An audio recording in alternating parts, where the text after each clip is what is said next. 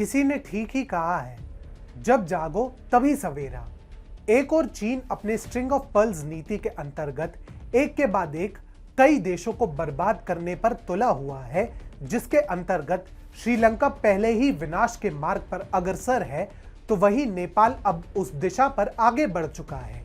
परंतु एक देश ऐसा भी है जिसने न केवल सही समय पर अपनी राह बदली, अपितु भारत के साथ हाथ मिलाकर चीन के कुटिल नीतियों को चकनाचूर करने पर तुला हुआ है। नमस्कार, स्वागत है आपका TFI पर, जो है भारत का सबसे बड़ा ऑल्टरनेट न्यूज मीडिया पोर्टल।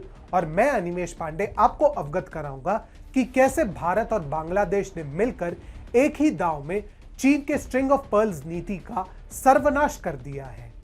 तो अविलंब आरंभ करते हैं। हाल ही में एक महत्वपूर्ण कूटनीतिक विजय में बांग्लादेशी प्रधानमंत्री शेख हसीना वाजिद ने चटगांव बंदरगाह यानी चिटगांव पोर्ट के एक्सेस का प्रस्ताव भारत को दिया है। इस विषय पर भारतीय विदेश मंत्री एस जयशंकर ने हाल ही में गुरुवार को यानी 28 अप्रैल को उनसे ढाका में मुलाकात की। उन्होंने बांग्लादेशी पीएम को इस साल के अंत तक भारत आने का न्योता प्रधानमंत्री नरेंद्र मोदी की ओर से दिया भी है।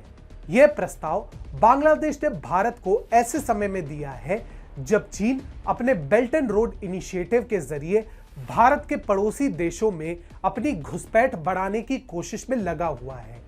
अब चीन की ये योजना यूं तो अन्य देशों में पूर्णतया असफल सिद्ध हुई है, परंतु वह अपनी योजना पर हार मानने को तैयार नहीं है और ऐसे में उसकी कुदृष्टि बांग्लादेश के बंदरगाहों पर भी थी। ऐसे में प्रधानमंत्री शेख हसीना का प्रस्ताव उसके लिए किसी बड़े झटके से कम नहीं। लेकिन इससे भारत को किस प्रकार का लाभ होगा? इस बंदरगाह से भारत के पूर्वोत्तर राज्यों जैसे असम और त्रिपुरा को काफी लाभ मिलेगा।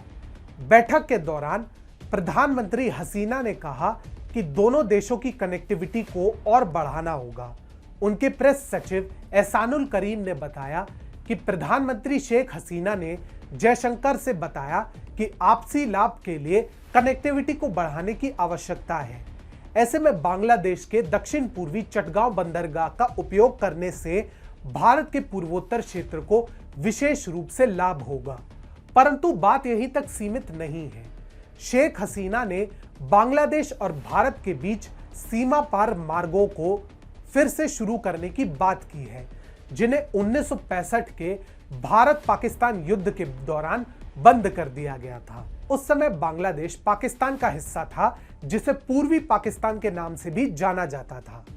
करीम ने कहा कि प्रधानमंत्री हसीना की जयशंकर के साथ आधे घंटे से अधिक चली बैठक के दौरान कई द्विपक्षीय एवं अंतर्राष्ट्रीय मुद्दों पर भी चर्चा हुई है। लेकिन भारत बांग्लादेश की इस संधि से चीन के स्ट्रिंग ऑफ पर्ल्स नीति को किस प्रकार से नुकसान होगा? असल में चीन के कर्ज के माया जाल में फंसकर किस प्रकार से श्रीलंका बर्बाद हुई है, यह किसी से नहीं छुपा है। नेपाल भी अब वित्तीय संकट के मकड़ जाल में फंस रहा है और पाकिस्तान को भी चीन के सीपेक को रद्द करने पर विचार करना पड़ रहा है। ऐसे में बांग्लादेश के पास दो विकल्प हैं, या तो चीन की हुजूरी कर अपना विनाश करे या फिर भारत का साथ देकर विकास के पथ पर आगे बढ़े। और भारत का हाथ थामकर बांग्लादेश ने चीन को ऐसी दुलत्ती मारी कि चीन की हालत तो अब ऐसी हो गई है। तो साला ये दुख का खत्म नहीं होता बे।